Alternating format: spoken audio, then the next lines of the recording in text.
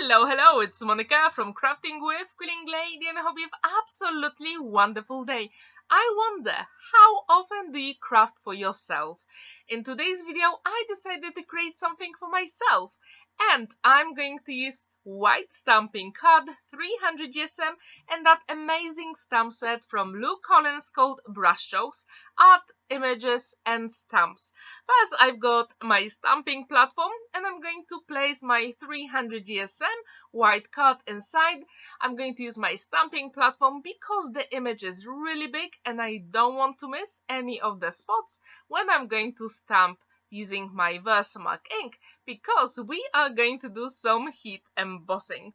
As I said before, this project is for myself. I love crafting, but I don't very often make projects for myself, so today I decided to change this a little bit, and I'm going to use all the elements I love. Whenever you do heat embossing, always use anti-static bag, and then we're going to use Versamark ink, clear, transparent and sticky ink, and we're going to stamp our image. And for this one, I decided to use Black Detail Cosmic Shimmer Embossing Powder. It is beautiful when it's heat set, and I absolutely love it. As I said before, this project is for myself, so I'm going to use elements that I truly love. I love to draw and paint. I don't really have easel, but I do like to paint on canvas, quite often actually. I don't really show it on my channel, but maybe I'll change it at some point. So I decided to use that stamp set because it is painting, and it also has some absolutely amazing words, which are art, color and create, and I'm going to use two of them for my today's project. I also love all the colors I'm going to use, and I do love ink blending, so that's what I'm going to use for my project. Now I decided to use art stamp, and for this one I don't really need stamping platform. I'm going to use an acrylic block. I also will stamp that beautiful paint tube later on.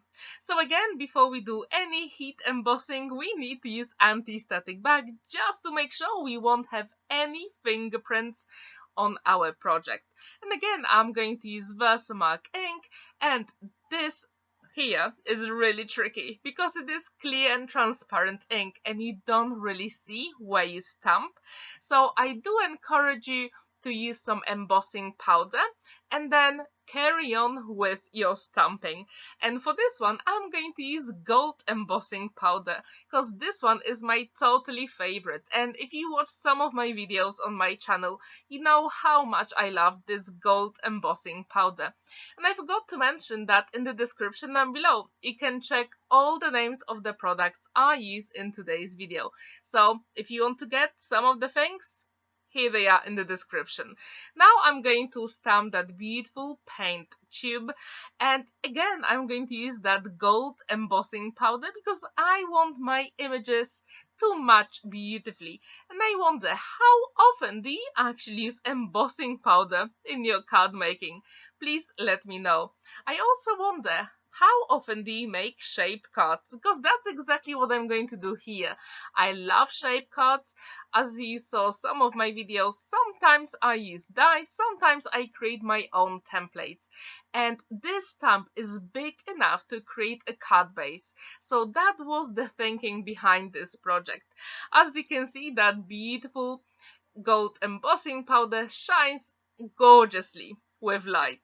Now I'm going to stamp one more word, which is create, and to add a little bit more variation, contrast and interest, I'm going to use the same black embossing powder I used for the easel and canvas.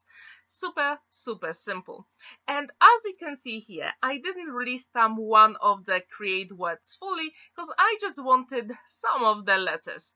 So yes, you can do that as well. And if you have any embossing powder where you don't want it, you can always use a dry brush to get rid of it before you heat set it.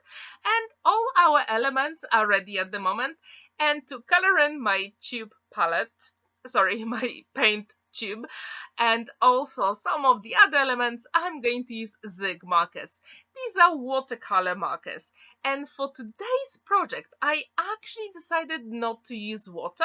I just want to blend all the colors with the pens, and yes, you can do it, but you always have to use very good quality card. And as I said before, in this case I use 300 GSM white card.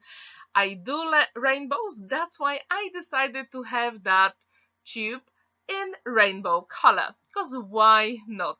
It looks beautifully in real life. And if you have never ever used watercolor markers to create rainbow effects or gradients, please do it. You will absolutely love the effect. To color in my canvas, I decided to use 3 of my favorite Distress Oxide inks, and I've got Kitsch Flamingo, Broken China and Wilted Violet. As you can see, I'm using my ink blending tools, and I absolutely love all the gradients and new colors using all those Distress Oxide inks. You can always go back and add a little bit more ink if you want.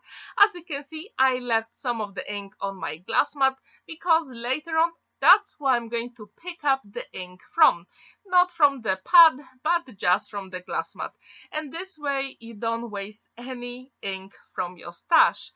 As you can see, it was super simple to color in the canvas. The blending is really beautiful in real life. And now I'm going to spritz my canvas with a little bit of water to give it even more distressed look. Now I'm going to leave it for, let's say, 5 to 10 seconds, and using a bit of tissue I lift off some of the colors, and I do have that amazing watercolor effect. To color in my easel, I decided to use exactly the same zig markers.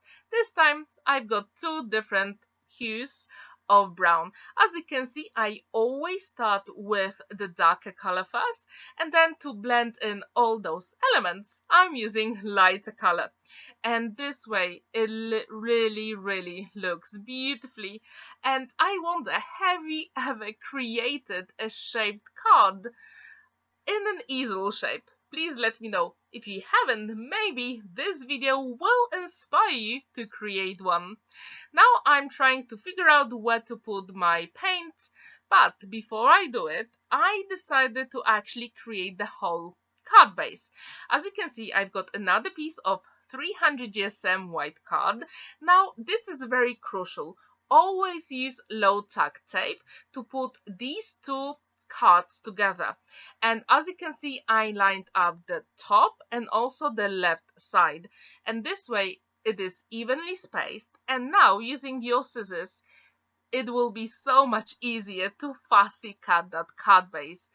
You will make sure that all these 2 elements are beautifully cut and also exactly the same, because that's why we need that low tack tape. For this one, as you can see, you can use it with any stamps from your stash. It can be literally anything. Can be a butterfly, flower, literally anything you want. If you have never ever tried that technique, I really encourage you to do it, because this way you can make beautiful, amazing and very unique handmade cards. So as you can see, I'm literally using my scissors.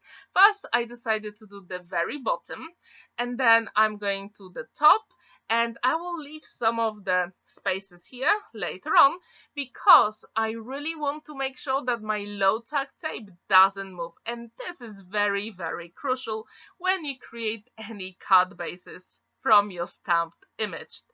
Now, when all these elements are ready, the only thing you have to figure out how to create a top flap. And to do it with my back panel, I'm going to fold the very top. I'm going to put a little bit of liquid glue because it does give you that time to maneuver all those elements, and it dries clear. And what I really encourage you to burnish that fold, and this way your card base is done. Simple, isn't it?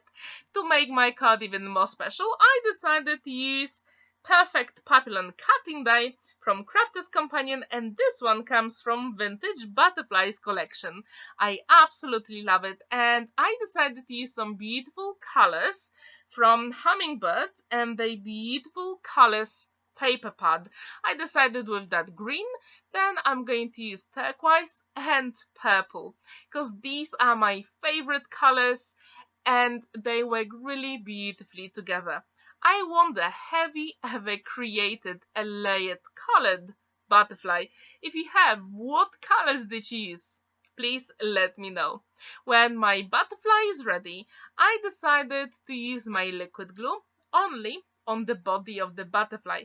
And this way you can give your butterfly a 3D look. And that's what I'm after here. Super quick and simple.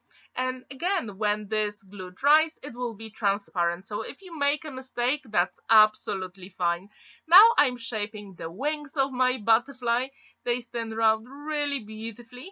And again, I'm using my liquid glue only on the body of butterfly.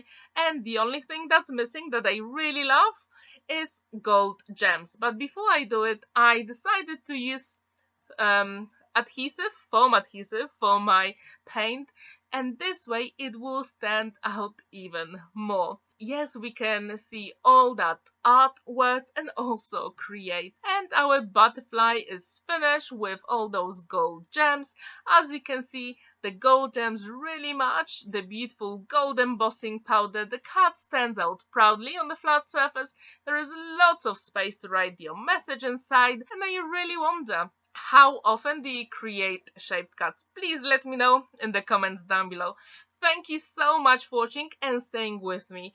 Have a wonderful day and happy crafting. Don't forget to like this video, give it a thumbs up and subscribe to my channel. See you in my next video. Bye!